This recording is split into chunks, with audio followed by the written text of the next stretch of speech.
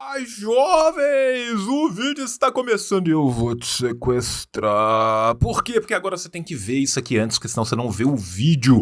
E lembra que isso aqui é um canal de YouTube, gente, então mete o sininho, comenta, compartilha no Twitter, compartilha no Instagram e já segue. Segue o nosso canal de cortes também, que o dia que você quiser ver um vídeo curto, você vê o canal de cortes, o dia que você quiser ver um vídeo longo, você vê aqui, e todo dia você vê os dois, e tatua um QR Code também de ambos, que facilita muito. Tatua na testa, que fica mais bonito. Do outro lado da testa, você põe um berro e escreve realidade. Tá certo? Esse aqui é um trisal, jovens. Trisal poligâmico louco do comunismo brasileiro. Eu, João Carvalho, várias redes aparece, tudo igual, a gente faz branding. E também quem? Rafael Correia, o melhor editor do Brasil e a maior artista gráfica do Brasil, Dona Nuri. João, me libera, João, eu quero ver o vídeo, João, você fala demais. Não, doe pro tio. Este canal precisa de você. O tio está sorteando 120 livros por mês, 1.440 livros por ano. Eu gasto 60 mil reais no ano para fazer isso acontecer e eu tenho você, eu, Deus e a roda da frente. Então manda o Pix aqui. Pix, assim disse o João, @gmail.com. A partir de R$ 5 você concorre. E não é só desse jeito, você também pode entrar como membro no nosso clube. Tem Apoia-se, tem Padrinho, tem o Caralho 4. Ah, João, eu moro na Cochichina, em 1342. Então manda o PayPal. Tem PayPal também no mesmo e-mail do Pix. Agora é isso. Agora você pode ver o vídeo. Tio te ama. Beijo. Tchau! Falha e falhará. Falha, falha e falhará. Falha, falha e falhará. Olá, bem-vindas, bem-vindos a mais um evento desse 6º Salão do Livro Político, que começou no dia 24 de setembro e vai até amanhã, dia 3 de outubro de 2021. Eu sou Gabriel Landi, editor na Lavra Palavra, militante do Partido Comunista Brasileiro, e vou ter a alegria de coordenar essa mesa de hoje, mas antes de falar da mesa propriamente, falar um pouco desse Salão do Livro Político, né, que com o tema Livros que Gritam, conta com a participação de 68 editoras independentes e é uma realização das editoras Boitempo, Autonomia Literária, Anita Garibaldi e Alameda e da PUC de São Paulo, com apoio das fundações Rosa Luxemburgo, Perseu Abramo, João Mangabeira, Maurício Grabois e Astrogildo Pereira, além da Casa Rex, editoras do Sesc, Perspectiva e Estação Liberdade. Pelos endereços salãodolivropolitico.com.br é possível ter acesso aos cursos, debates, entrevistas com os autores fundamentais na defesa de uma sociedade mais igualitária e que fazem parte da programação do Salão, além de que nesse endereço é possível encontrar a lista das editoras participantes e a seleção dos títulos com descontos de 20% a 50%. São livros que gritam por democracia e justiça social contra o fascismo e a ultradireita. Os descontos estão no site das próprias editoras, já atribuídos no valor dos livros ou através do cupom VI Salão, tudo em maiúscula, com os números romanos do 6º Salão. E esperamos que gostem do debate, se inscrevam no canal do Salão no YouTube e difundam os livros, vídeos por um mundo melhor. Hoje, para a gente debater, né, essa mesa sobre Estados Unidos e China, uma nova Guerra Fria, né, uma questão aí que a mesa coloca, se colocando como grande incógnita que desafia hoje a imaginação dos analistas entender essa relação que se estabelecerá nos próximos anos entre a China e os Estados Unidos no mundo atual, né, reconhecendo, por um lado, a ascensão da China como uma potência econômica global, além de uma força motriz e um parceiro comercial e financeiro indispensável de todos os países do mundo, é algo que é incontestável, né? Impossível resistir à constatação de que a República Popular enfrenta os desafios da globalização, e no discurso de abertura do Congresso do Partido Comunista da China, o presidente Xi Jinping discorreu a respeito do que seria o socialismo com características chinesas, que a gente vai poder um pouco debater hoje, pátria, Estado, mercado, essa relação, né? E como que se estabeleceriam aí essas relações dessas duas economias do mundo, à luz também de um declínio dos Estados Unidos que reflete na deterioração das relações com a própria China, e se isso de fato representa uma ameaça de uma nova Guerra Fria, ou até ouso eu dizer, não tão fria, né? E aí, para um pouco debater com a gente hoje, teremos a alegria de receber pessoas aí bastante conhecidas, tenho certeza, do público. Primeiro, o professor Elias Jabbour, doutor, mestre em Geografia Humana pela FEFELESH USP, atualmente professor na área de Teoria e Política do Planejamento Econômico na Faculdade de Ciências Econômicas da UERJ, que é docente nos programas de pós-graduação em Ciência Econômica da PPGCE e em Relações Internacionais, PPGRI, na mesma universidade, é doutor de diversos livros e artigos acadêmicos e de opinião sobre o desenvolvimento recente da República Popular da China, e ainda nesse mês de outubro estará lançando, em conjunto com Alberto Gabrielli, o livro China, o Socialismo do Século XXI, pela editora Boitempo. Além dele, teremos aqui hoje com a gente o João Carvalho, formado em História e Letras Clássicas, mestre em História Social e doutorando em História Social da Cultura, cofundador do podcast Revolution, educador popular e militante comunista. E, além disso, teremos também a convidada, professora e pesquisadora Melissa Cambuí, que é graduada em Direito na Universidade Presbiteriana Mackenzie, com habilitação especial em Direito e Desenvolvimento, mestre em Direito Político e Econômico pelo Mackenzie, doutorando em Relações Internacionais pela UERJ, pesquisas mediações entre economia, Estado e direito, com foco no processo de desenvolvimento nacional chinês, é colaboradora do Núcleo de Estudos Brasil-China, da FGV do Rio, pesquisadora do Instituto Ásia, da UFPE, do Grupo de Pesquisa Formação Socioespacial, Progresso Técnico e Desenvolvimento Econômico, da UFSC. Então, com esse vastíssimo currículo da convidada, dos convidados, né, que eu os chamo a participar do debate, no qual cada participante terá 15 minutos para fazer as suas exposições, né? As perguntas serão muito bem-vindas no chat, que ao longo do debate eu vou reunindo para apresentar, e ao final desses 15 minutos de exposição de cada um, a gente pode fazer uma discussão geral do que foi colocado aqui no chat para a gente. Também tem minhas colocações e questões a apresentar. Então, uma boa noite a todas e todos e um bom debate. Uma inteira. Posso começar, Gabriel? Manda bala, Elias. Pessoal, primeiro, boa noite a todos. Eu quero agradecer muito a honra de estar participando pela primeira vez do Salão do Livro Político. Eu quero mandar uma boa noite para o Gabriel Landi, para o João Carvalho, para a nossa Melissa Cambuí. É um prazer imenso ter a chance de trocar ideias com pessoas desse nível intelectual, capacidade de elaboração, capacidade de pensar criticamente, grandes questões e ter uma visão de conjunto do que acontece no Brasil e no mundo, né? Eu não sei o que dá para fazer muito em 15 minutos, né? Mas vou tentar fazer uma síntese muito rápida, como se demanda o tempo, né?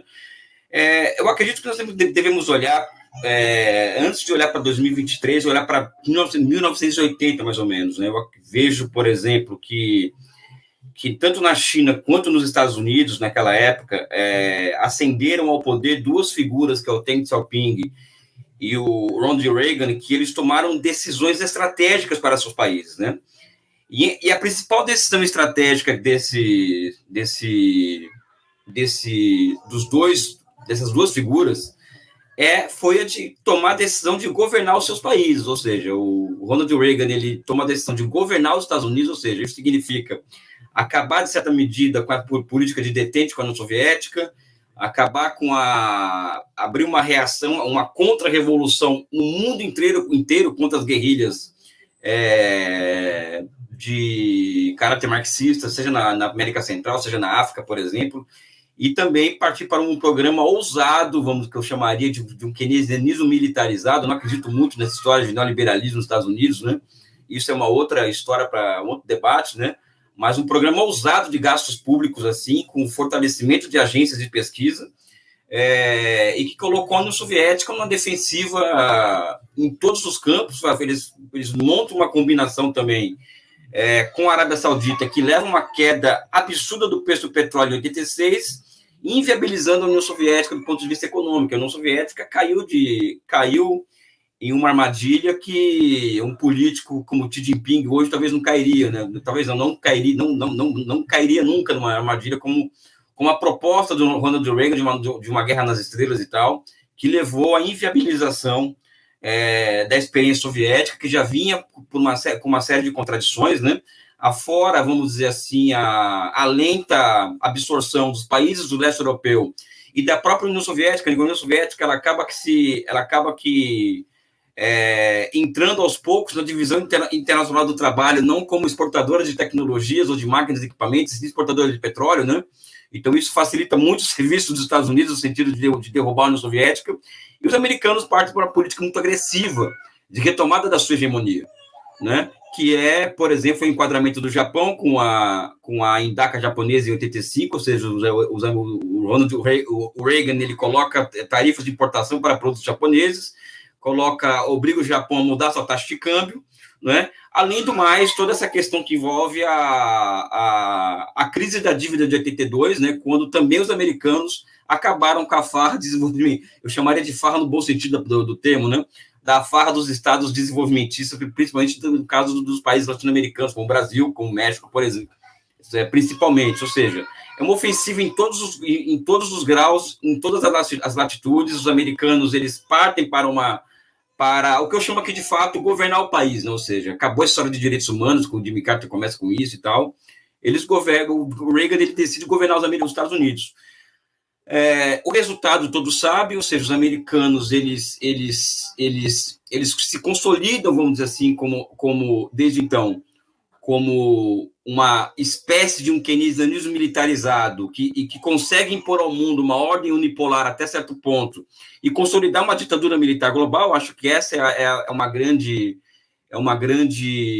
um grande fato hoje, né? Ou seja, os americanos eles exercem um poder global militar muito impressionante, um poder militar que dá lastro para que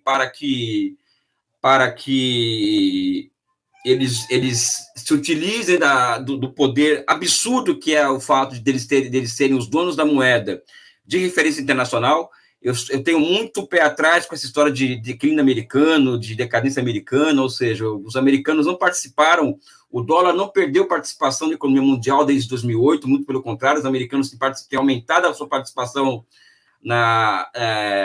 em transações no mercado de capitais, ou seja, os americanos, desde 2008, conseguiram transformar o dólar em uma arma de destruição em massa, ou seja, com a utilização mais tranquila do mundo, seja de políticas de quantitative easing, quanto de cancelamento de países amigos ou inimigos, de países inimigos, e pessoas, né, do sistema SWIFT. Isso tem inviabilizado países inteiros, caso da Venezuela, caso do Irã, e caso da Coreia Popular são os mais claros, né? Então, eu vejo com muito pé atrás essa história de decadência americana, até porque também as classes médias do mundo inteiro pensam e sonham como viver como norte-americanos, né? Então, pode falar em decadência, mas não uma decadência tão brusca assim como se imagina. Por um outro lado, tem a história da República Popular da China, que chega em 78, e o Deng Xiaoping também tomou a decisão de governar o país, ou seja, de governar o país nas condições em que ele se apodera do país em 78, é perceber, por exemplo, que o capitalismo mais dinâmico do mundo, fora o brasileiro, na década de 70, era o capitalismo que estava nas suas bordas, o capitalismo japonês, o capitalismo sul-coreano, o capitalismo praticado por Taiwan e Hong Kong, ou seja, aquilo impunha uma pressão muito grande sobre a China por conta da tão sonhada, chamada superioridade do socialismo sobre o capitalismo, algo que não ocorria na prática na Ásia, ou seja, os estados desenvolvimentistas asiáticos impunham um ritmo de crescimento econômico muito maior do que o chinês, por exemplo. A gente pode trazer esses dados em outro momento, né? Via percepção, ele tinha muito clara a percepção de que a decadência do Fordismo no mundo não somente foi acompanhado pelo surgimento de um novo paradigma tecnológico no Japão, como todo mundo conhece o autismo, mas também levou as experiências socialistas à sua debacle, ou seja, entender o fim das primeiras experiências socialistas passa por compreender a decadência do Fordismo, não é? Além de que existe uma série de questões na China que vão desde a questão social, desde a questão da reunificação do país, que exigiam respostas que a Revolução Cultural foi incapaz de dar, e que o grande salto à frente também foi incapaz de dar, ou seja, a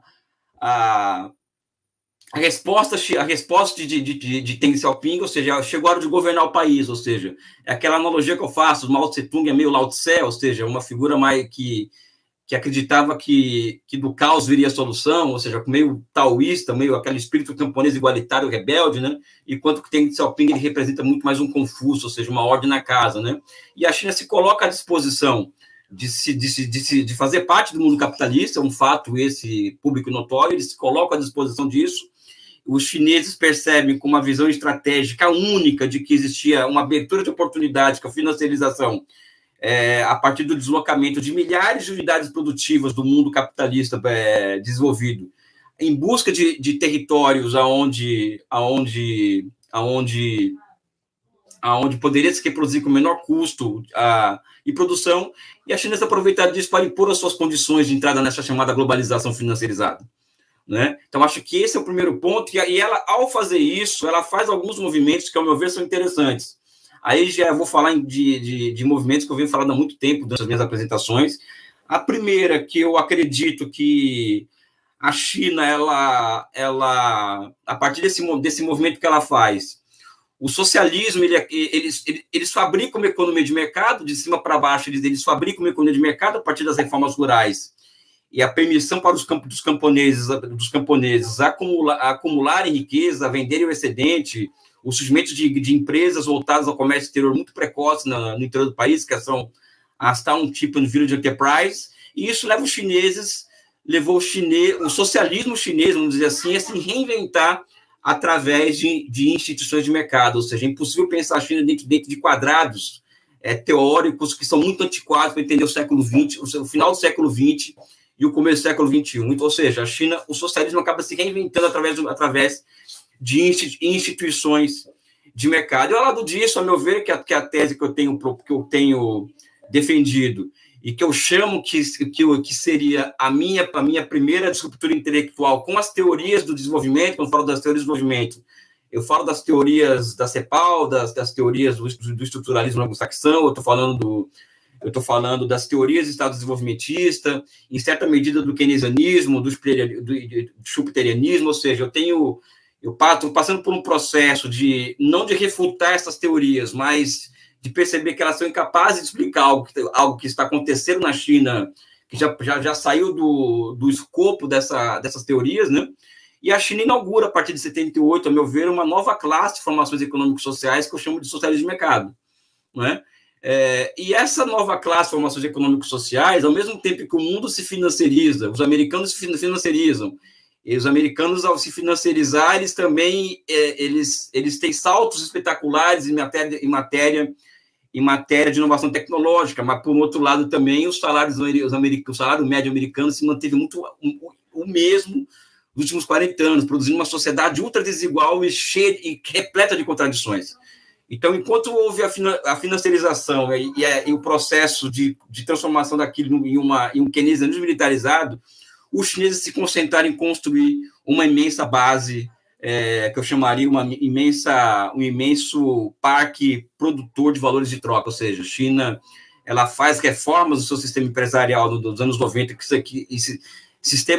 reformas essas muito pouco estudadas, vamos dizer assim, principalmente entre os marxistas aqui no Ocidente, que é a transformação daquelas antigas empresas de modelo soviético em grandes conglomerados empresariais estatais, orientadas no mercado. Daí surge uma outra forma histórica de planificação econômica, que eu chamo de planificação que orienta suas empresas no mercado.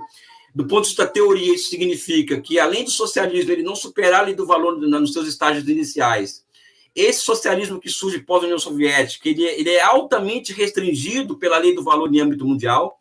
Aliás, é uma das teses que nós defendemos nesse livro, que vai sair na Boitempo, é de que esse socialismo que existe na China hoje é restringido por um sistema que por uma lógica que nós chamamos de metamodo de produção, cuja lei do valor é seu núcleo, e isso impõe uma restrição absurda, vamos dizer assim, ao desenvolvimento de experiências socialistas. Então, a China ela tem que se virar nos 30 para montar um sistema de planejamento que oriente as suas empresas a atuarem no mercado, ou seja, ela se transforma como de parte do mundo capitalista.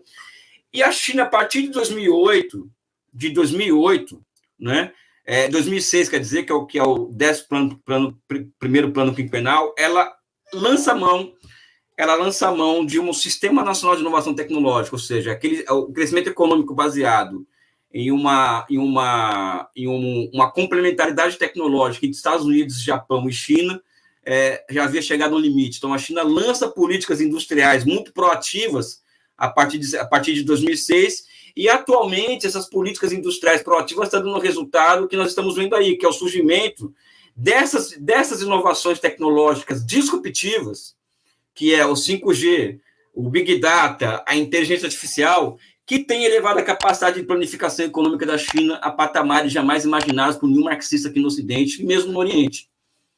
Né? Então, o que existe na China hoje é uma economia que ela evidentemente vai entrar em choque com os Estados Unidos. A questão é de outro tipo, né? Tá bom, vou ter mais 2 minutos aqui, já vou concluir. Eles inauguram novas superiores formas de planificação econômica, fica muito claro isso durante a pandemia, e a China, ao mesmo tempo em que ela alcança esses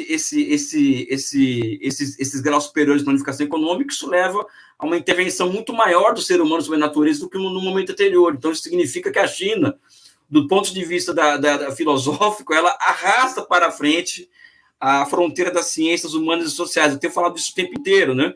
Então, basicamente, com a compreensão do que seria o socialismo do século XXI, a compreensão do que será essa nova Guerra Fria passa pela compreensão, vamos dizer assim, dessas novas regularidades econômicas que surgem na China a partir do surgimento tanto de novas e superiores formas de planificação econômica, quanto de novas regularidades econômicas que o nosso grupo de estudos, que a Melissa faz parte, e outros também fazem parte, que nós estamos estudando e descobrindo essas novas regularidades que cancelam, por sua vez, as teorias econômicas anteriores, como disse aqui anteriormente. Em 15 minutos foi o que deu para falar, né? Espero que no debate sejam mais questões mais específicas. Eu quero mandar um abraço muito forte para vocês e um beijo no coração de todos. Valeu. Muito obrigado, Elias. Ótima exposição. Queria chamar agora aqui o João para também contemplar a gente com suas reflexões. Manda bala, João. Então, primeiro, né, agradecer a Boitempo pelo convite, né, agradecer o Gabriel, meu grande camarada, que está aqui fazendo essa intermediação tão brilhante para nós, né, agradecer o Elias e a Melissa pela participação deles aqui. Para mim é uma honra incomensurável estar aqui. Eu estou no momento onde eu me lembro da época que eu estudava medieval, porque aqui é o momento Bernard de Clairvaux, né, é o Nanos Gigantes Incidentes, né, eu vou ver mais longe porque eu me sinto um homem de gigantes. Né? Então, assim, sabia de antemão que o Elias ia trazer para a gente essa perspectiva voltada ao desenvolvimento chinês, nessa primeira fala dele, né? a esse catapultamento, né? Se isso é uma palavra que eu acabei de inventar, né? Mas como que a China se catapultou à posição que ela está hoje. E eu quero fazer uma fala um pouco diferente. Eu quero falar um pouco, já vislumbrando lá na frente no debate, né, essa nova Guerra Fria, como disse o próprio Lande, talvez nem tão fria assim. Né? E a gente já tem visto, ao longo da história, várias tentativas, né, que são comuns ao Império Americano, que foram feitas durante a Guerra Fria, que também, durante a própria Guerra Fria, foram voltadas contra a China por vezes, lembrando que foi sempre feito, né, na medida do possível, uma política triangular, digamos assim, hora de aproximação, hora de refração em relação à China e também das relações entre a China e a Rússia, a antiga União Soviética durante o período da Guerra Fria, né, e que esses estratagemas da Guerra Fria, que foram inaugurados na Guerra Fria, vêm sendo modernizados, vêm sendo contemplados com novas estratégias de guerras diferentes, de guerra híbrida, de guerra de baixa intensidade, e que isso também se volta contra a China. Então, é por aí que eu quero levar mais ou menos a minha fala. Né? Eu vou voltar lá atrás, né, para a gente falar de um autor que muitas vezes ninguém ouviu falar, mas que ele é um cara que foi muito importante, que é um marechal polonês chamado Józef Piłsudski, o Piłsudski. Né, ele vai desenvolver uma teoria que vai ter desdobramentos globais após a sua morte. né? O Piłsudski acreditava, né, que a formação de estados não russos nos Balcãs enfraqueceria a Rússia e criaria uma pressão capaz de fragmentar um estado que fosse plurinacional e multiétnico, assim como era a União Soviética, assim como foi a Rússia antes, né? Lembrando que o Piłsudski está ali brigando contra a Rússia ali durante ainda a Guerra Civil, né? Vamos lá para frente, lá para a década de 90, né, o grande estrategista militar, ex-conselheiro de segurança nacional do presidente Jimmy Carter, né, o pai dos Mujahideen, né, a gente vê há pouco tempo aí, né, o Afeganistão voltando ao controle, né, indireto dos filhos dos Mujahideen, né, e que também era descendente de poloneses, o Zbigniew Brzezinski, que vai publicar uma obra que se torna uma obra muito clássica, que chama O Grande Tabuleiro de Xadrez, a Primazia Estadunidense e seus Fundamentos Geoestratégicos. Bem, qual que é a ideia dessa obra? A ideia dessa obra é que os Estados Unidos podiam preservar o seu domínio na Eurásia usando a estratégia dos Balcãs eurasiáticos, ou seja, ele está voltando lá no Piłsudski. Né, inspirado no Piłsudski, a ideia vai ser criar Balcãs. O que seja isso? São pequenos estados pulverizados na orla da nação a ser combatida para criar um ambiente de estabilização que vai forçar essa potência circundada a empregar suas forças sempre na defensiva. Né? À época que o conceito fora forjado, a ideia era a manutenção de uma União Soviética acuada em uma ordem bipolar que se tornaria unipolar. Né? E agora, adaptar isso às circunstâncias foi o que os Estados Unidos são bastante capazes de saber, né? Fazer. Né? Então, a gente tem que pensar que quando a gente tem ali na década de 90, né, a ideia do domínio secular, do século americano, de que a história tinha acabado, né, para citar o que se tornou clássico, né? A ideia era que essa ordem unipolar se manteria ad eterno. A praxis material nos mostrou que as coisas não aconteceram bem assim, né? Se, como o próprio Elias disse, fora, né, hoje em dia, a China e tentativas acontecendo, por exemplo, com a Rússia e com a Turquia, tentando voltar para um padrão ouro, tentar fugir um pouco a economia da dolarização, né? O dólar se manteve intacto como a moeda franca do mundo, né? A verdade é que os Estados Unidos foi bastante descuidado nesse período áureo, digamos assim, dele, né? Tanto que ele chega hoje com uma dívida interna que é uma das 10 maiores do mundo, é a 8ª e em breve será a 7ª. Né? Fosse os Estados Unidos qualquer outro país que não os Estados Unidos, o FMI já estaria mandando os Estados Unidos a fazer políticas de contenção de gasto e de arroxo fiscal. Né? Mas a gente sabe muito bem que os Estados Unidos não fazem isso. Então nós estamos falando também, apesar, né, de essa questão da queda do Império Americano, do declínio, isso é algo, né, que a gente tem que pensar, existe sim, né, este momento em que se vê ao menos uma estabilidade tendente a uma diminuição de passos, né, o que tornaria então esse gigante com pés de barros. Né? Enfim, a última peça teórica para a gente entender esse quebra-cabeça que vai envolver a China como um todo é o conceito de guerra híbrida. O conceito de guerra híbrida é um conceito muito disputado, né? Eu gosto particularmente do conceito do Coríbico, apesar do Coríbico ser filorrusso até falar chega, né? Quem nunca leu o livro do Coríbico na Expressão Popular, ele é um livro muito bom.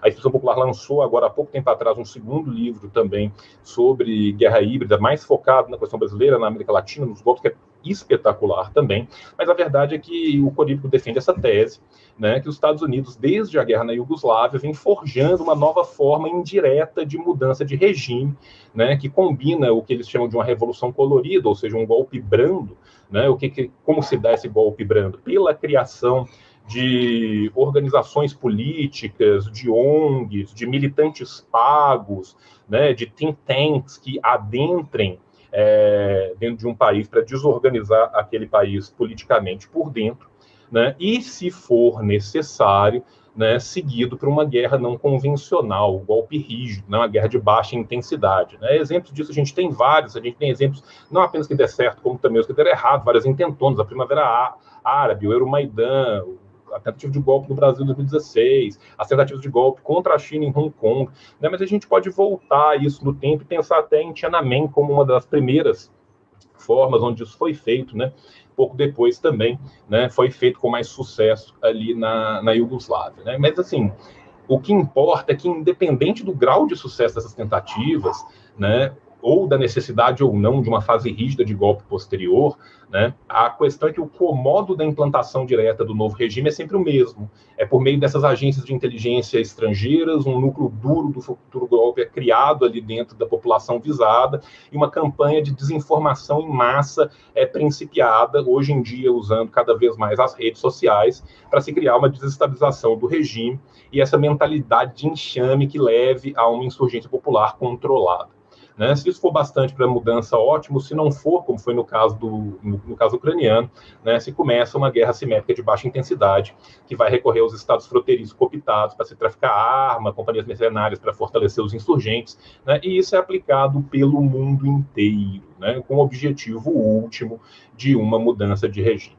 Né? Quando a gente pensa sobre a China e a gente pensa sobre essa base teórica, né, é fácil da gente ver como que isso, como uma tentativa, lá nos seus primórdios, já foi bastante bem desenvolvido, né?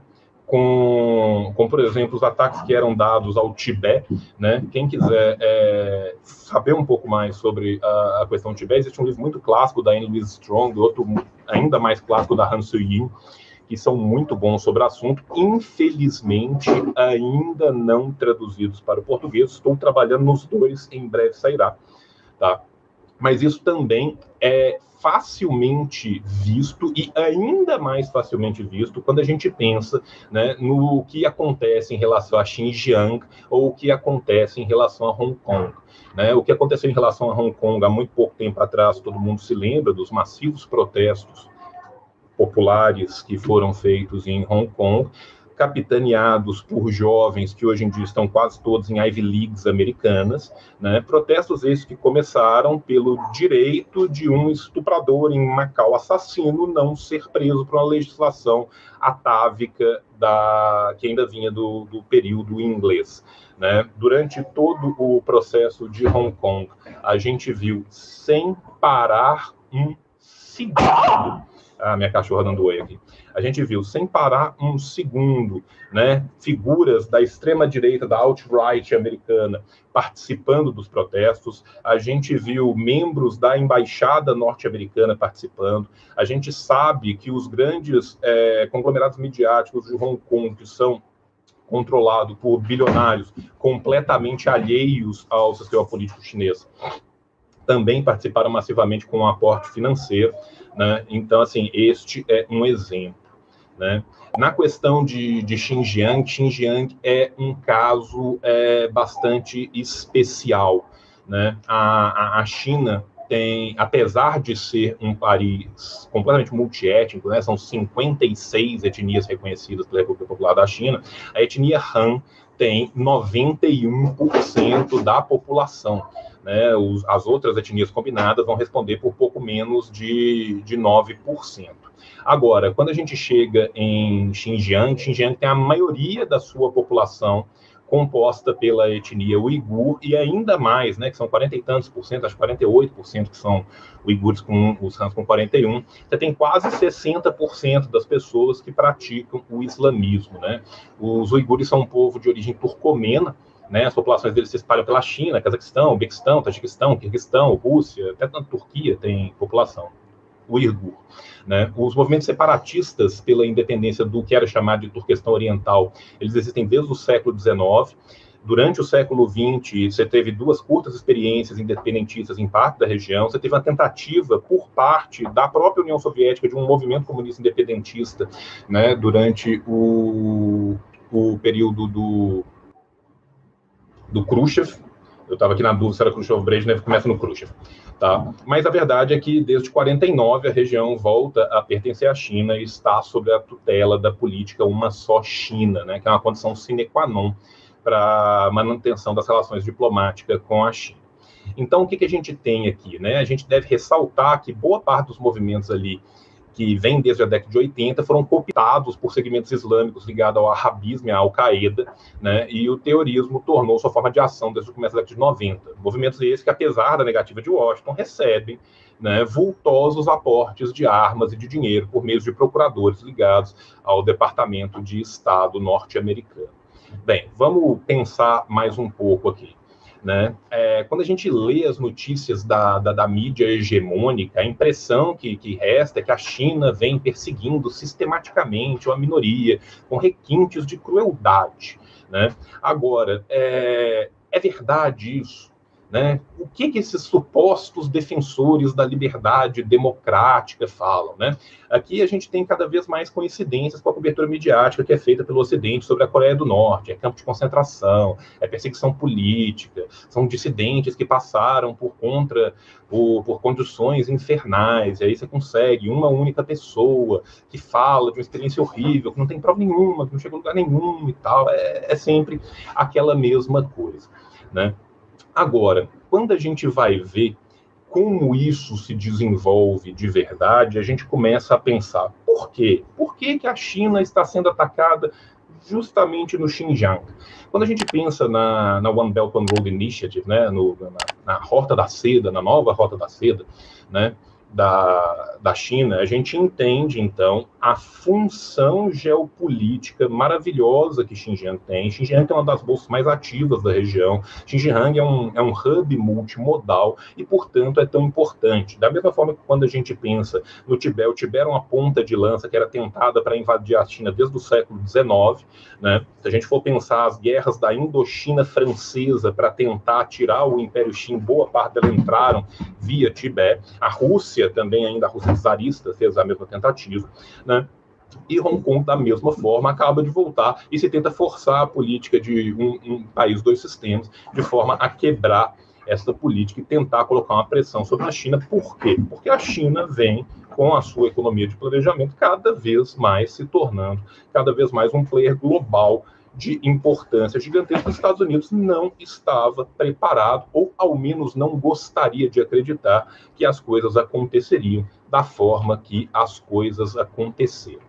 Para finalizar essa minha primeira fala, que já me disseram aqui que eu só tenho 3 minutos, né, eu vou finalizar com um pequeno relato, que é um relato da ministra conselheira da Embaixada do Paquistão em Pequim, que visitou Urumqi, em Kashgar, e Rotan, em Xinjiang, né, com outros colegas do corpo diplomático, um corpo diplomático composto por 12 nações. Nós pudemos testemunhar sinais de desenvolvimento, mesmo em partes remotas da região, incluindo as áreas menos desenvolvidas no sul. Nossa visita reforçou minhas percepções sobre essa região, que a mesma possui uma identidade multiétnica e multicultural, que é crítica para o desenvolvimento da região oeste da China e que é importante nodo para a conectividade regional sobre a iniciativa Um Cinturão, Uma Estrada. Nós tivemos a oportunidade de interagir com estudantes, com as pessoas locais. Nós observamos que os estudantes estão com boa saúde física, suas habitações são modernas e confortáveis, com dormitórios separados para homens e mulheres. A eles é servida comida halal. Não encontrei nenhuma instância de trabalho forçado, repressão cultural ou repressão religiosa. Nós estamos falando de uma região que tem mais de 30 mil mesquitas, aonde a China muitas vezes ajuda no fretamento de aviões para as peregrinações, e ainda assim o Ocidente como um todo compra essa estratégia. Ou seja, a guerra que se figura diante de nós e que vai permear esse nosso próximo século, ela acontece em todos os frontes. E para sair do fronte cultural, do fronte midiático, para adentrar no fronte político e militar, é 2 segundos, porque um e outro são a mesma coisa. É só a gente pensar nessas permeações para a gente entender qual é esse século que se desenvolve diante de nós. Agradeço a todos pela paciência e peço desculpas pelo passar o tempo aqui. Que é isso, João. A gente agradece a brilhante contribuição e gostaria de chamar agora a Melissa para poder expor para a gente também, em seus 15 minutos, algumas questões. Boa noite, Melissa. Olá, boa noite.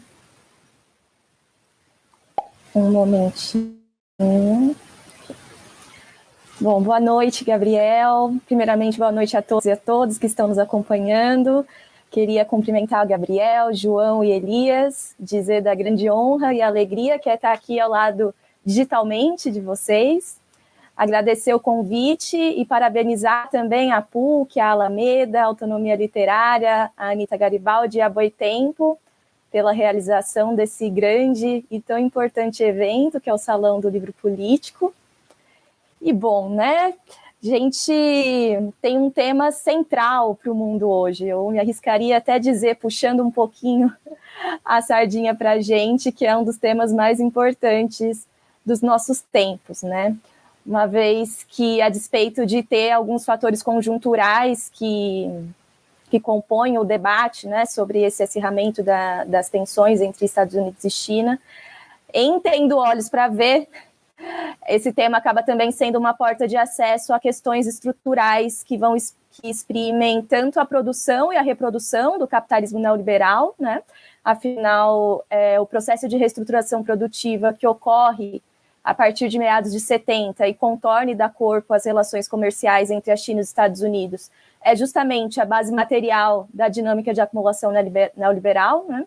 Ou seja, então, não bastando por si só esse debate abranger as duas maiores potências econômicas do mundo, o que já traria efeitos imensuráveis, né, para todos os países, o tema também acaba dizendo dessas dinâmicas muito profundas da economia política da China, dos Estados Unidos e da economia política internacional, né?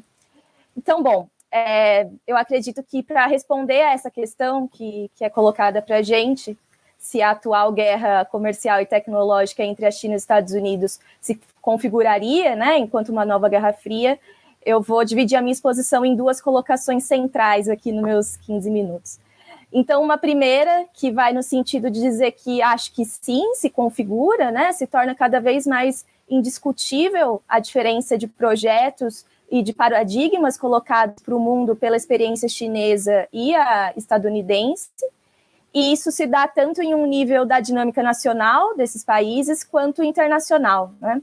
Então, de saída, se a gente for pensar que o que configura uma nova Guerra Fria seria, primeiro, né, um novo polo de poder internacional confrontando o status quo, no caso, a dominação estadunidense. E segundo, o embate entre esses dois paradigmas diversos de desenvolvimento, né, tanto nacional quanto de um modelo de inserção internacional e de relações internacionais, sim, essa disputa está colocada, né? Então, definitivamente, tanto quanto a União Soviética, né, em certo momento histórico, se colocou enquanto uma alternativa produtiva e ideológica ao American Way of Life, hoje a experiência chinesa também se coloca enquanto uma alternativa à ordem neoliberal e enquanto um paradigma outro de desenvolvimento que é profundamente, né, valioso e interessante a todos os países ao sul em desenvolvimento ou subdesenvolvidos, né?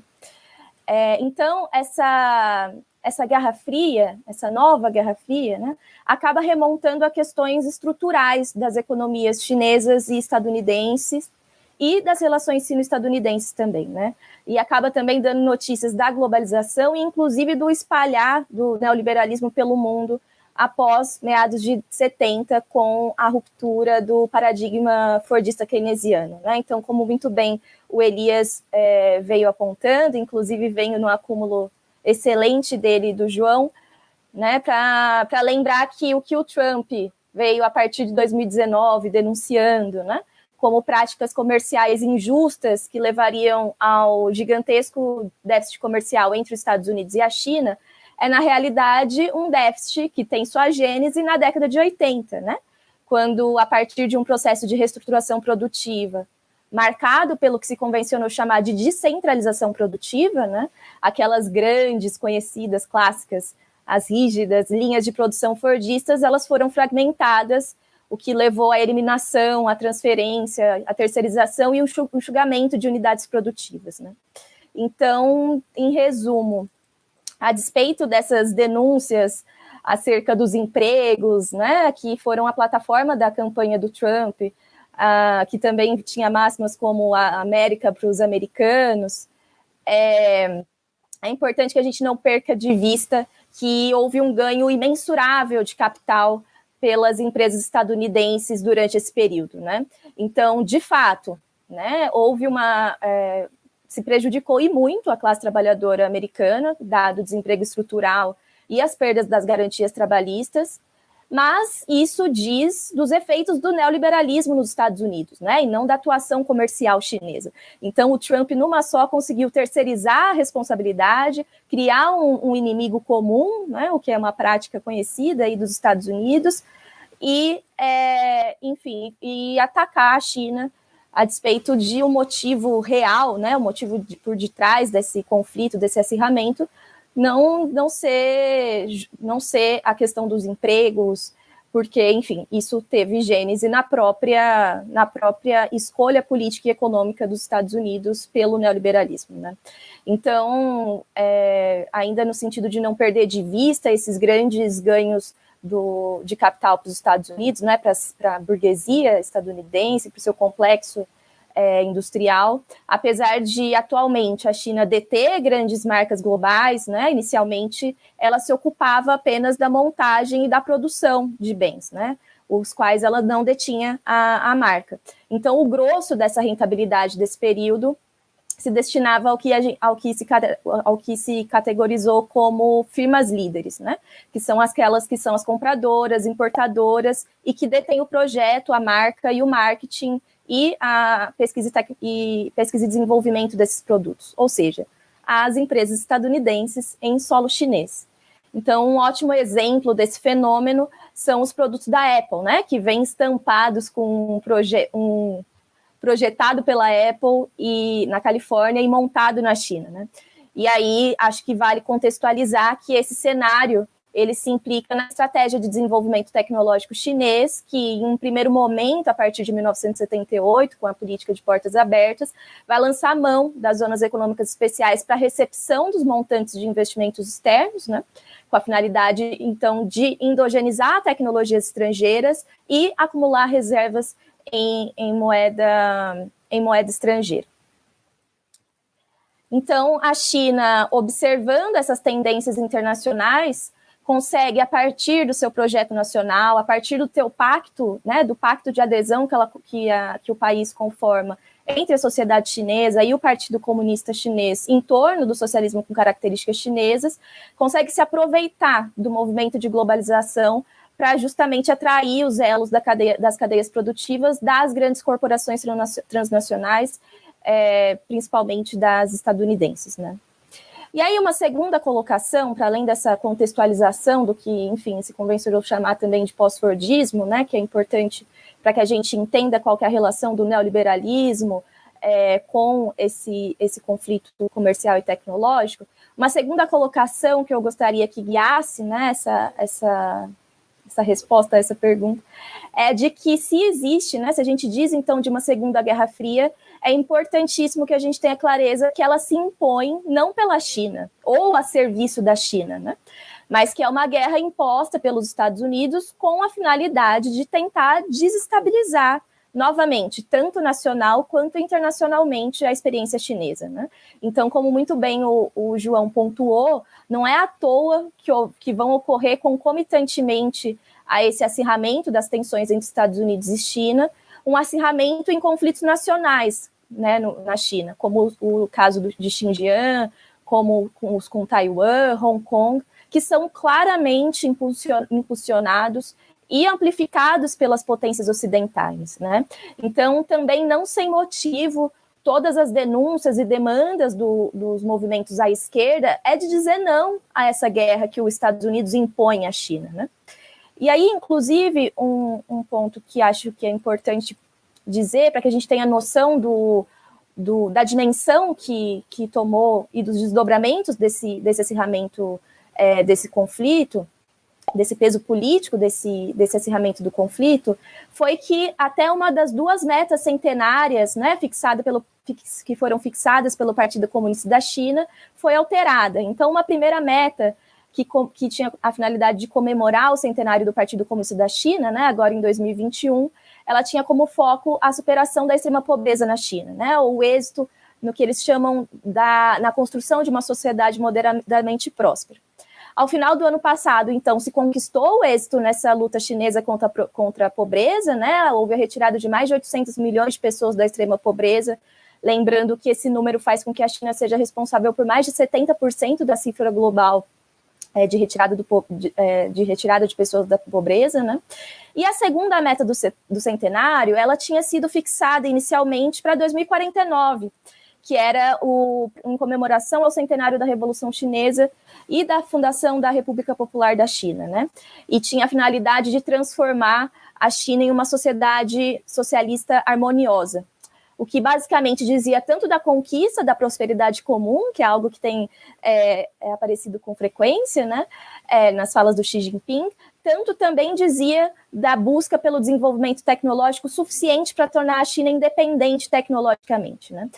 E com o acirramento dessas tensões, a meta foi alterada para 2035 e se encontra agora expressa tanto no último plano quinquenal, o 14º plano, quanto em um plano voltado às políticas industriais e de pesquisa e tecnologia para a China conquistar a fronteira da tecnologia, principalmente no que se refere à produção dos semicondutores, que são hoje o âmago do conflito, desse conflito tecnológico, né? Então, passando aqui para as conclusões, acho que é imprescindível a gente ter clareza que o desenvolvimento nacional chinês, a sua escalada produtiva e tecnológica e a expansão da sua influência no Oriente Médio, no continente africano, no latino-americano, inclusive no europeu, né, por meio da política do cinturão em rota, se impõe enquanto uma derrota tanto material quanto ideológica ao sonho americano e à hegemonia estadunidense, né? Então, uma nova Guerra Fria é, mais uma vez, os Estados Unidos apostando na desestabilização, no caos, no desmonte, né, enquanto um fator de manutenção do poder do complexo militar financeiro, que inclusive, né, expressa muito bem a dinâmica neoliberal como um todo. Afinal, a gente sabe que é a partir da desestabilização econômica e política, mundo afora, que opera tanto a financiarização das economias quanto o acúmulo de capital visado pelo regime de acumulação neoliberal, né? E, por outro lado, a grande ironia é que, a partir das oportunidades abertas pelo próprio neoliberalismo, né, a China confronta e questiona a lógica neoliberal e vem ofertando justamente o contrário ao mundo, né, que é uma lógica de estabilidade e desenvolvimento compartilhado. Então, após algumas décadas de reconstrução nacional, né, lembrando que a China tem uma média de crescimento anual de mais de 9%, entre 78 e 2020, a partir de 2000, a China vai despontar com uma política industrial que vai ser a Going Global, né? Ou seja, o país vai para além das exportações, para um aumento gigantesco dos seus investimentos externos e, concomitantemente, também vai aumentando a sua participação nos órgãos multilaterais. Um segundinho, ver quanto tempo eu tenho aqui. 3 minutos, tá bom. Então, ela vai despontando para a participação, um aumento na sua participação nos órgãos multilaterais, além de ir criando as suas próprias plataformas também, né? Então, esse movimento de se voltar para fora vai ter seu ápice principalmente a partir de 2012, com Xi Jinping e a iniciativa Cinturão e Rota. Então, para que a gente tenha aqui ideia, né, desse fluxo de investimentos estrangeiros chineses que vai aumentar a partir de 2000, até o final de 2019, mais de 27 mil investidores chineses abriram mais de 44 mil empresas em 188 países, regiões em todo o mundo, né, cobrindo mais de 80% do total mundial. E o total de ativos das empresas chinesas no exterior, no final de 2019, eram de mais de 7 trilhões de dólares. Mais de 10 mil empresas foram criadas em países ao longo do Belt and Road, com investimento direto de mais de 18 bilhões de dólares só em 2019. Então, enfim, passando aqui a conclusão, o que a gente tem chamado, né, de globalização com características chinesas se coloca como uma alternativa a essa dominação neoliberal dos Estados Unidos no campo internacional e é tanto uma reação ao desenvolvimento nacional e tecnológico chinês e a essa alternativa de relações internacionais da China que a nova Guerra Fria se coloca, né? É uma grande reação tentando conter esse aumento da influência chinesa e esse desenvolvimento tecnológico chinês que vai cada vez colocando mais em xeque o poderio dos Estados Unidos. Então, muito obrigada, pessoal. Estou aqui ansiosa para as perguntas. Não, brilhante.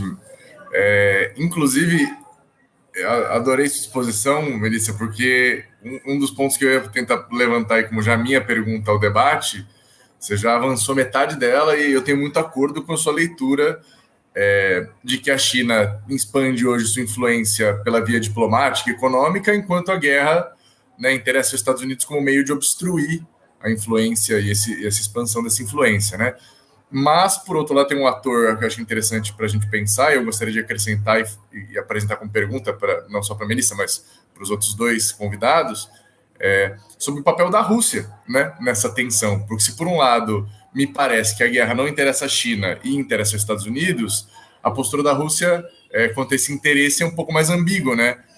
A influência russa cresce, em boa medida, também por participação em tensões criadas pelos americanos, né? Elas não são de todo desinteressantes dentro da tática internacional de crescimento da influência russa, né? Então, isso que eu gostaria de acrescentar um pouco a título de pergunta, como vocês avaliam o papel da Rússia nessa tensão, nessa escalada internacional de uma guerra mais fria para uma mais quente, né? Além disso, eu mandei aqui no chat, no privado, as perguntas que já tinham sido enviadas pelo chat para a gente. Delas eu selecionei algumas que eu acho que são um pouco mais emblemáticas, né? E sintetizam as demais, né? Então, uma das pessoas perguntou se a China também não é imperialista, expansionista, né? Então, acho que debater um pouco o que é essa influência chinesa, como ela se caracteriza. Outra pergunta é se os Estados Unidos têm capacidade de liderar um projeto de investimento na América Latina em oposição à nova rota.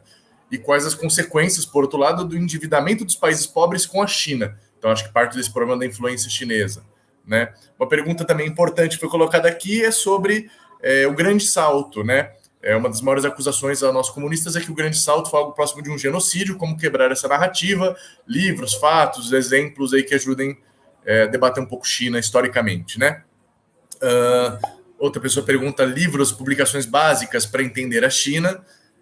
E outra colocou também que, considerando o conceito de guerra híbrida, em 2013, vocês entendem de cara que se trata de uma revolução colorida? Aí é uma pergunta um pouco fora do debate, mas que lida com a dimensão da exposição do João, então coloca aí se ele ou alguém quiser abordar. Sugiro aí a gente manter essa ordem alfabética das exposições, né? E temos aí até 10 minutos o teto, 5 a 10 minutos para exposição. Elias?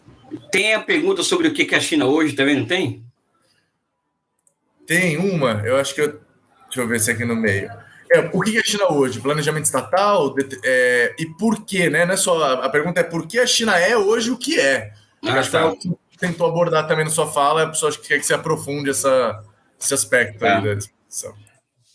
Pessoal, acho que a primeira pergunta, em grande medida, a Melissa responde com muito brilhantismo na exposição dela, né? Só queria acrescentar que eu nunca vi um conceito que ele ser tão usado e abusado e ser tão pouco compreendido quanto o conceito de imperialismo, sabe? Hoje qualquer coisa é imperialismo, então eu acho que é um conceito que de todo conceito ele é uma construção histórica, né? Então nós temos que observar historicamente como que esse conceito ele evolui ao longo do tempo. Então a China ela é basicamente mais imperialista, segundo a narrativa tanto pela esquerda quanto pela direita, porque a China exporta capitais, né? E também porque ela acaba que enredando os países as quais ela se relaciona em uma chamada armadilha da dívida. Então, enfim, tudo isso que vocês já estão cansados de saber. A grande questão é que o imperialismo tem um componente que ele é fundamental, que o imperialismo ele é a superestrutura do capitalismo, ou seja, uma das características que o Lenin colocava na obra dele, que continua atual, é de que o imperialismo é a superestrutura do capitalismo, e a superestrutura do capitalismo ele tem uma tendência, que é a tendência à violência, né? E essa tendência à violência ela se manifesta de diversas formas, como, por exemplo, se nós formos observarmos 100 anos após a publicação do livro de Lenin, por exemplo, a violência pode ser as condicionalidades que o FMI e o Banco Mundial impõem aos países para fazerem empréstimos, a obrigatoriedade dos países pós-crise de 82, que quisessem ter acesso aos recursos do Fundo Monetário Internacional para abrir as suas contas de capitais, né? Ou seja, o imperialismo ele vai se reconfigurando ao longo do tempo, de forma que o imperialismo que ele se apresenta hoje, ele é um fenômeno histórico muito diferente daquilo que o Lenin apresentou na sua época, naquela época em que ele escreveu aquele livro. Mas, no fundamental, ao caracterizar algo como imperialista, nós temos que perceber que é a superestrutura do capitalismo, e a superestrutura do capitalismo tende à violência. Então, eu acho que isso já é suficiente para tirar, vamos dizer assim, a classificação da China como um país imperialista. Eu falo isso com muita tranquilidade. Por quê? Porque a China exporta capitais, né? Agora, ela exporta capitais em uma situação em que os países, vamos dizer assim, receptores de capitais chineses, eles impõem também as suas condições. E, em grande medida, os chineses acabam que se adaptando a projetos nacionais autônomos, né? Aí são vários exemplos, por exemplo, de países que já chegaram para os chineses e disseram: olha, vamos parar com essa história de vender commodities, quero que vocês instalem fábricas aqui, que é um pouco o ponto que a Melissa coloca na fala dela, ou seja, são mais de 100 mil empresas sendo instaladas ao longo da Belt and Road. Eu acho que isso é parte da estratégia de muitos países da periferia em deixar de ser mero exportador de commodities para a importação para receber cadeias produtivas. E também, porque o tempo é curto para responder, a tendência que a China tem hoje de ser uma exportadora de valores de uso, né? Ou seja, uma exportadora de grandes bens públicos. Isso leva a uma constatação de que para a China não interessa o empobrecimento do mundo, que é uma outra característica do imperialismo, né? Ou seja, se nós formos fazer comparações em cima de dados, vamos pegar aqui, por exemplo, a remessa de taxa de lucros de empresas norte-americanas e europeias da periferia para as suas matrizes e a remessa de lucros das empresas chinesas da periferia para as suas matrizes. Chega a ser um absurdo, ou seja, uma média que varia de 19% a 24% da taxa de lucros das empresas capitalistas saindo da periferia indo para o centro, enquanto que a China, quando faz um bom negócio na periferia, tem uma taxa de lucro de 1% sobre esse negócio. Isso não é uma opinião particular minha, isso tem dados que comprovam isso daí. Por quê? Porque a China é um país que o Trump percebeu isso. Quem faz esses investimentos são empresas estatais, financiadas por bancos estatais e moeda chinesa, ou seja, é impossível, vamos dizer assim, concorrer com um país desse, né? Ou seja, o Trump percebeu isso e a Hillary Clinton disse a mesma coisa, ou seja, olha, não vamos ter que socializar os meios de produção para poder enfrentar um país desse. Então, colocar a China como um país imperialista é colocar a China no sinal de igualdade com os Estados Unidos. E eu acho que são coisas amplamente opostas. O que a China tem a oferecer ao mundo também é contraditório, mas nós estamos vendo o que era a África nos anos 2000 e o que é a África hoje, né? E nós vemos o que era o Afeganistão quando os americanos intervêm lá e o que é o Afeganistão hoje, que é basicamente a globalização que o imperialismo tem a oferecer ao mundo. É a globalização que é da Líbia, do Gaddafi, do Afeganistão, etc. Livro para entender a China, eu acho que eu vou indicar um livro aqui só para começar a entender a China, que é A China, uma Nova História, tá? Do John Fairbank da Golda e da... Esqueci o primeiro nome da segunda autora, que é um livro fantástico de história chinesa. Eu recomendo que vocês comecem por esse livro. O que a China é hoje, pessoal?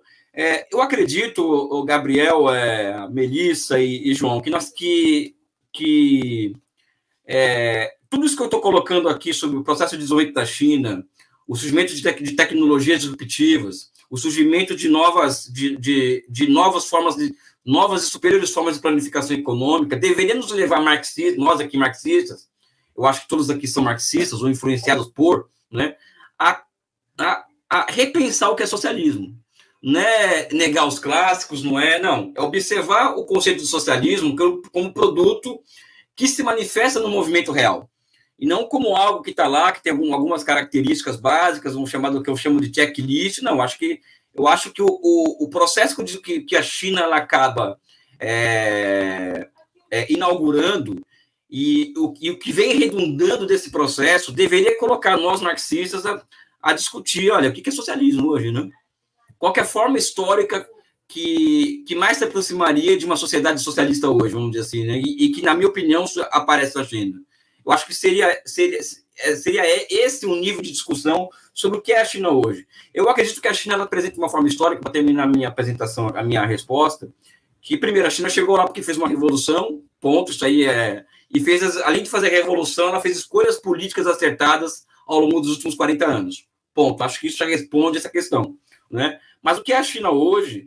Eu acredito que a China ela inaugura uma forma histórica ali. A China ainda não superou a propriedade privada no meio de produção, ou seja, isso não aconteceu. Não existe o super trunfo do pessoal, assim, não tem democracia dos trabalhadores, não é socialismo, ou seja, a China, a primeira metade da China é rural, a outra metade é recém-urbanizada, ou seja, isso não tem como a gente ficar se refugiando em conceitos abstratos para entender realidades concretas.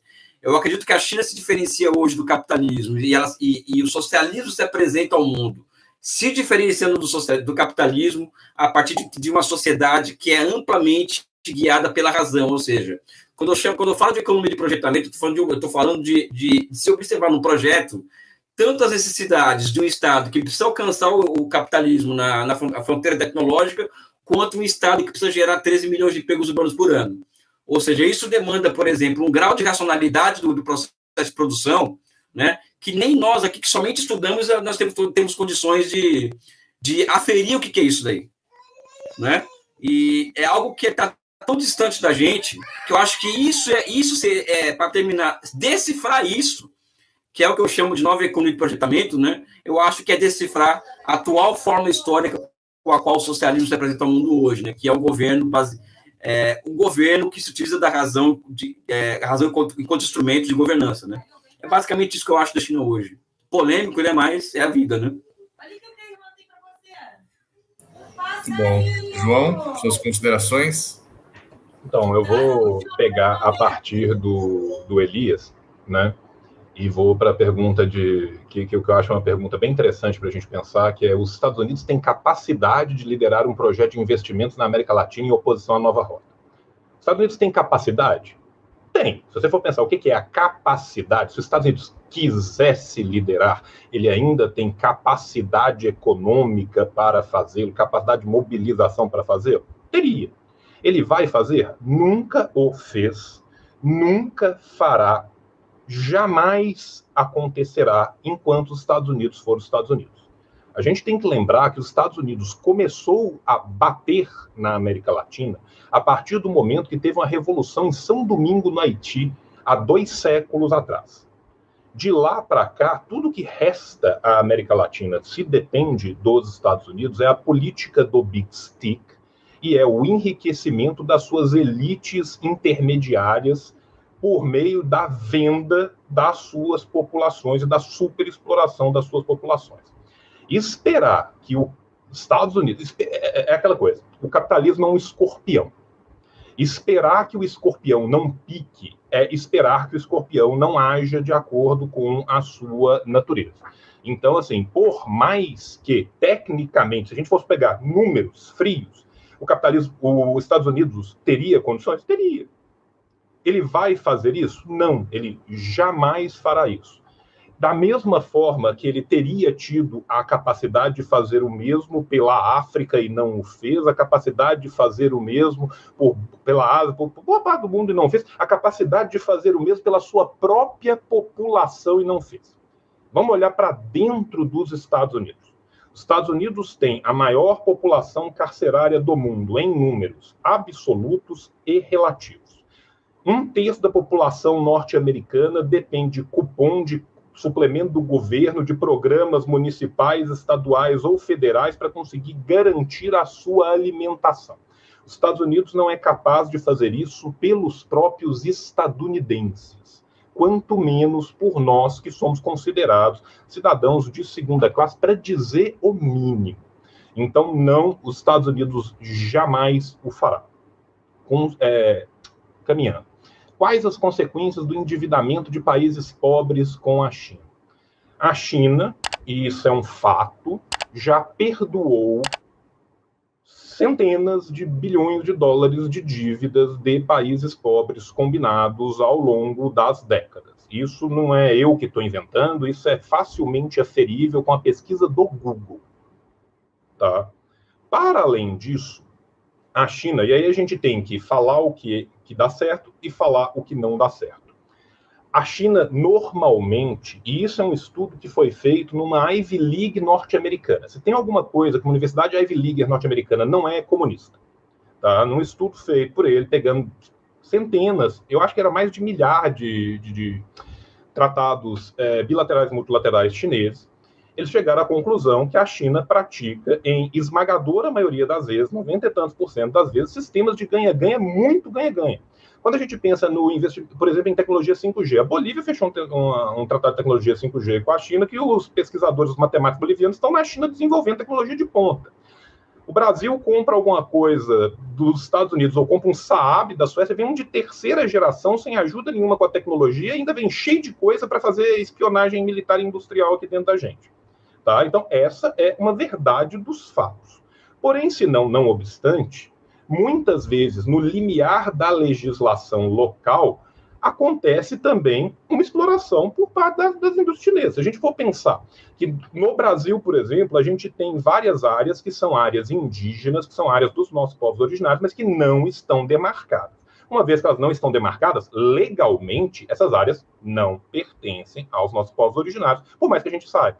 Então, às vezes, na construção de um porto chinês, como, por exemplo, acontece no Maranhão, você tem certos detritos ou certas coisas que vão entrar numa área que é a área de proteção indígena. Você tem mineradoras chinesas que vão prejudicar áreas que são áreas de proteção dos povos originários, mas que no arcabouço legal brasileiro ainda não são. Se você pega o acordo e fala assim, esse acordo é legal, esse acordo é legal.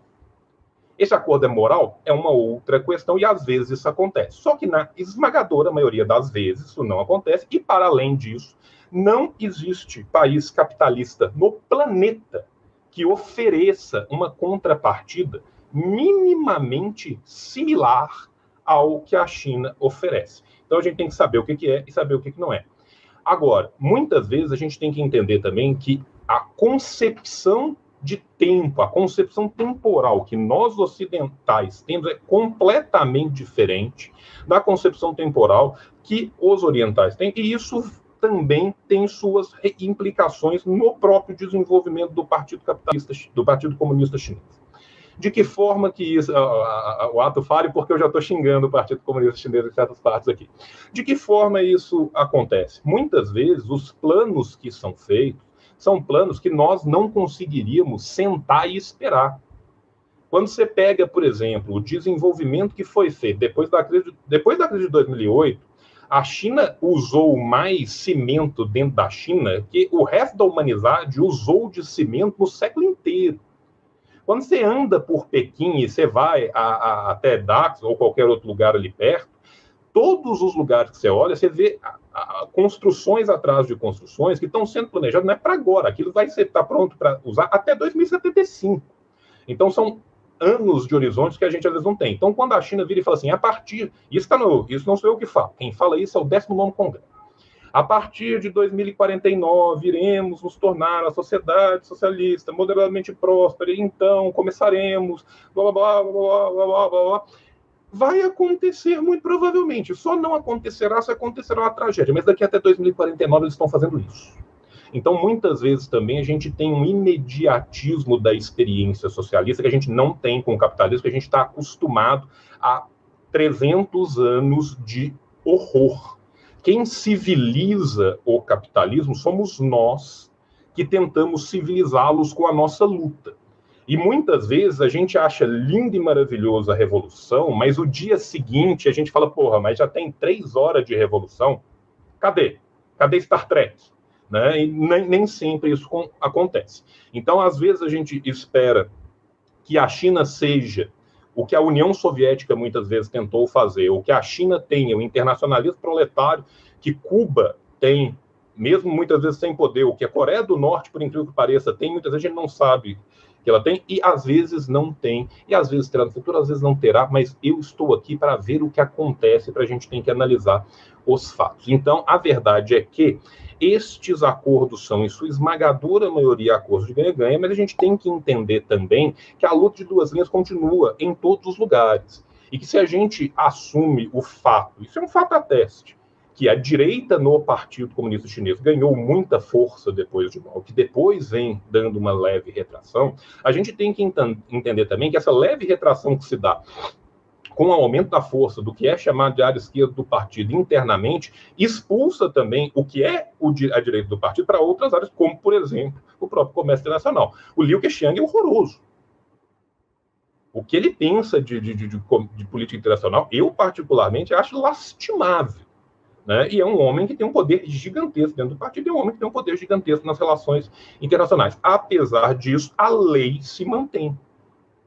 E a lei chinesa não permite certas explorações que não acontecem. Então, a gente tem que entender isso, que as coisas são mais complexas. Às vezes, gente, as coisas não são só branca e preta. Adoraria viver num mundo simples, dicotômico, preto e branco, e tudo fosse facinho. Mas, infelizmente, as coisas às vezes são muito cinzas. E são cinzas com matrizes variados que vão variando ao longo do tempo. Né? E essa também é uma verdade. Salto adiante, que eu já devo estar chegando aqui no fim da minha fala. Não sei, vou falar rapidamente do salto adiante. O salto adiante, conhecido popularmente como segundo plano quinquenal, ele sofre várias situações, que são situações, algumas internas e outras externas. A começar das situações externas. Você tem diversos documentos da CIA, documentos liberados, que qualquer um pode ver, aonde a CIA planeja e celebra o fato de matar o povo chinês de fome.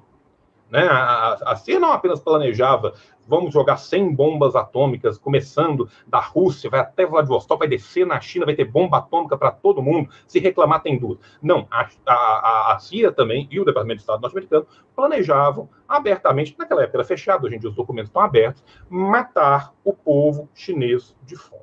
Para além disso, nós estamos falando de um momento onde a gente está acabando uma guerra popular prolongada de décadas, que no meio disso teve uma pequena coisa chamada a invasão japonesa e a guerra antinipônica, no meio da Segunda Guerra Mundial. A gente pensa Segunda Guerra Mundial em 1939 porque a gente é ocidentalizado para um baralho.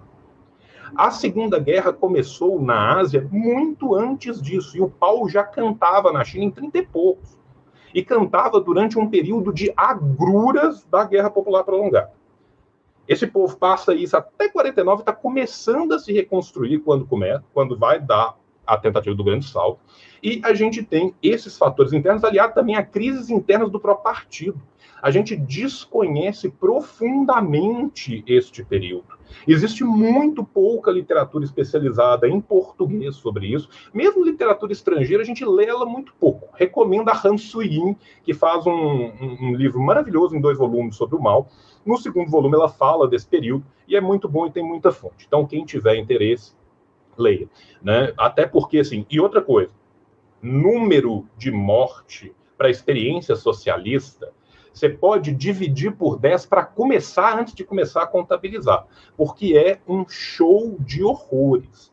Qualquer deslocamento interno que você tem, qualquer deslocamento externo que você tem, qualquer população fronteiriça que cruza uma fronteira agrária a pé, que sai de um lado para o outro, vai para o livro como morto, para além dos números serem bastante inflados. Então, na verdade, a gente conta esses números de forma muito pequena, né, e esquece, por exemplo, né, as dezenas de milhões de pessoas que morrem todos os anos, sim, e também por causa do capitalismo, né, e esquece que, por exemplo, quando a gente pega as 900 milhões de pessoas que o Partido Comunista da China tirou debaixo da linha da pobreza, né, quem está tirando pessoas debaixo da linha da pobreza? Partido Comunista da China, Vietnã, Laos. O que tem em comum nesses lugares aí? Tem alguma coisa acontecendo em comum nesses lugares. Vamos descobrir o que é nos próximos capítulos. Em compensação, todo ano morre gente de fome que não precisava de morrer. Desde a década de 70, a gente tem capacidade global de que as pessoas não morram de fome. Desde a década de 70, as pessoas continuam morrendo de fome. Em 1990, caiu a União Soviética e tal, beleza. As pessoas continuaram morrendo de fome. Né? Se a gente soma as pessoas que morrem de fome, as pessoas que não morrem porque não foram vacinadas, as pessoas que morrem de deslocamento, as crianças que morrem de subnutrição, dá mais de 10 milhões de pessoas por ano. Então nós estamos falando que em 30 anos o capitalismo matou 300 milhões de pessoas.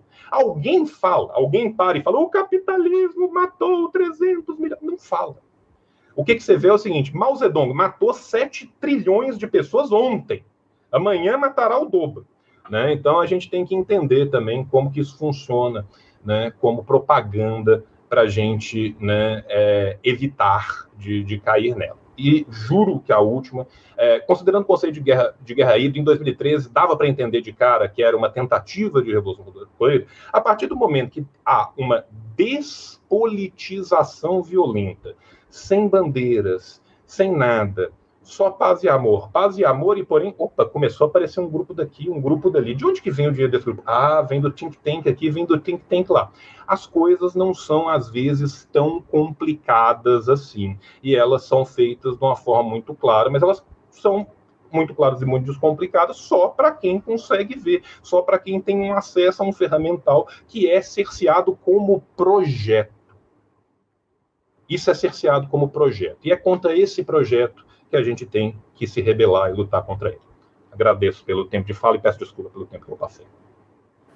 Bom problema, João. Melissa? O João podia falar até amanhã, não podia não, pessoal? Bom Vai lá, dia, me desculpa. João, ótimo. João e Elias, ótimos. Estou aqui a partir do acúmulo deles, estou completamente de acordo com o que eles colocaram. E, enfim, eu acho que a minha colocação vai no sentido, talvez, de responder umas 3 perguntas, mas que eu acho que tem um fio condutor, que é algo que eu tenho conversado muito com o Elias, que é um fio condutor que não é nada trivial, que é o fio da política, né?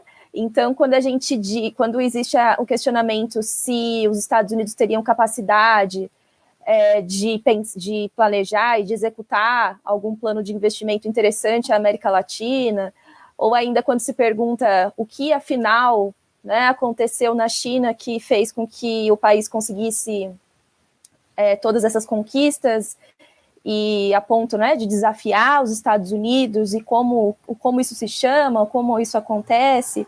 Enfim, me parece, e também falando sobre a teórica, né, o mito do imperialismo chinês, me parece que essas questões vão ser perpassadas por essa questão central que é a política, né?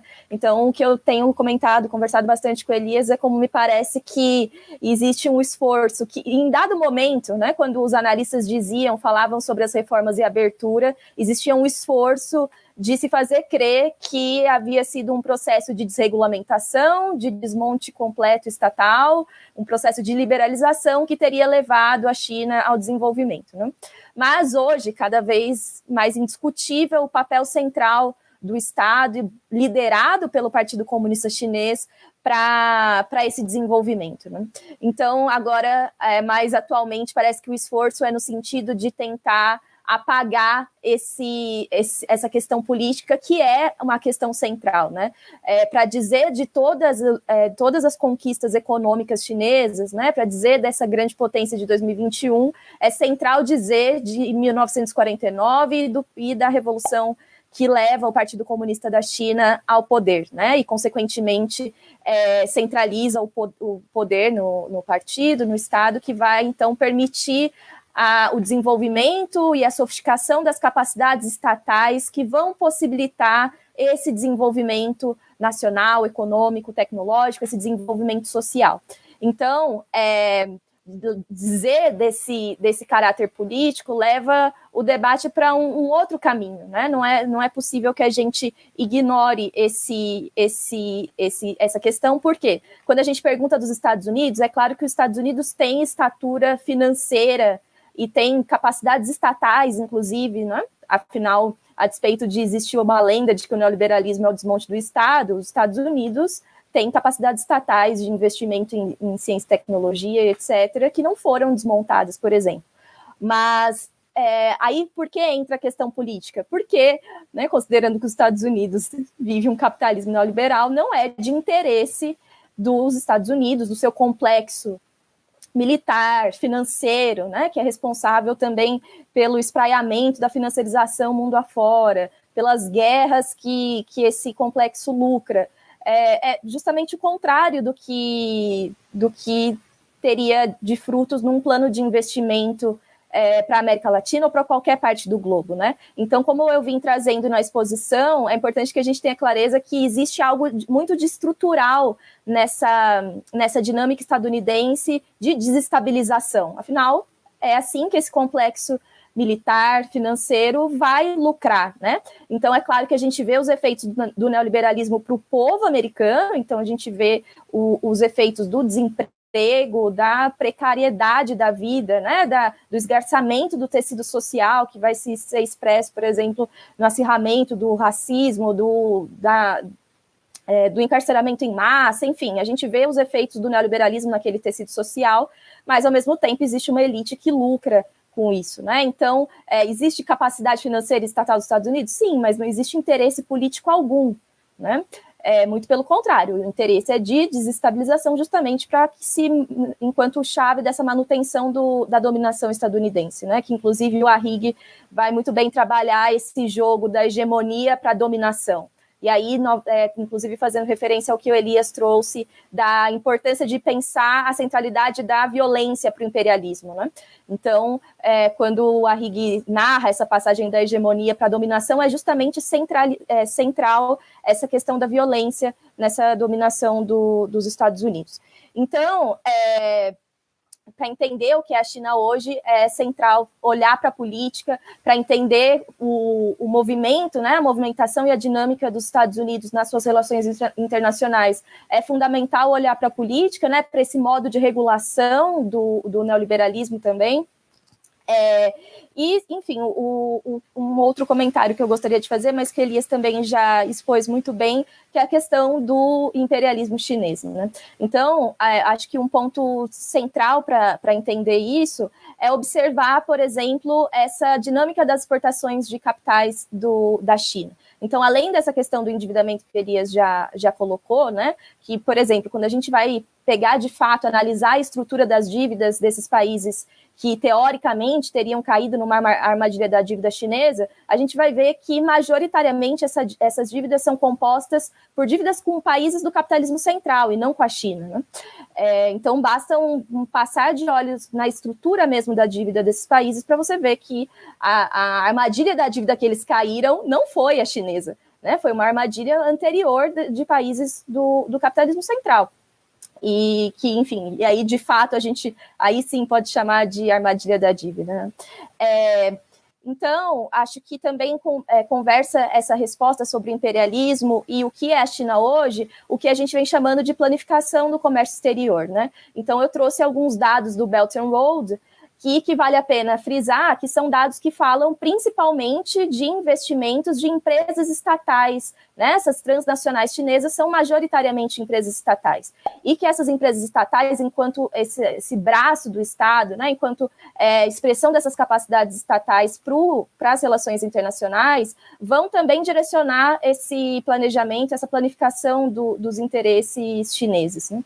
E aí, então, quando a gente vai olhar essa dinâmica das empresas estatais nesses países, a lucratividade é baixíssima, muitas vezes nula, justamente porque existem outros interesses que compõem essa dinâmica internacional chinesa, né? Então, quando a gente diz do desenvolvimento de infraestrutura nos países ao sul, né, quando a gente fala que uma das diferenças principais dessa exportação de capitais da China é que essa exportação ela é centrada em investimentos produtivos, né, diferente dos investimentos de outras potências, que são investimentos financiarizados, que focam na especulação. Então, existem diferenças muito grandes e qualitativas nessa exportação de capitais chinesa, que vai justamente colocar, né, uma estaca entre o que seria o imperialismo e essa dinâmica da inserção internacional chinesa. Enfim, eu acho que é mais ou menos por aqui, e é isso. Muito bom. Prezada, queria agradecer demais as colocações todas. Tenho certeza que haverão muitas outras oportunidades também para a gente continuar esse debate, porque não imagino que a importância da China vai reduzir muito aí no curto prazo previsível, né? Então é sempre um prazer.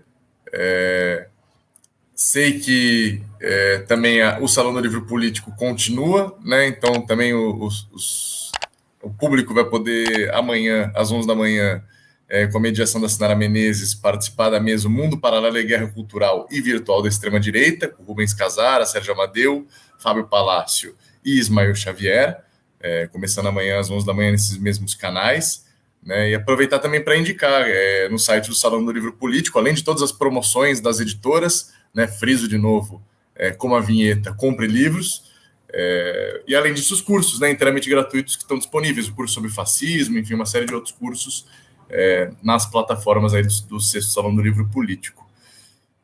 Com esses dizeres e mais uma vez agradecendo o brilhantismo aí dos expositores, me despeço e desejo uma boa noite e bom dia, boa tarde. Tenho certeza que essa não será a última vez que esse vídeo será visto com esses gigantes e essa giganta aí debatendo. Um abraço, camaradas. Boa noite.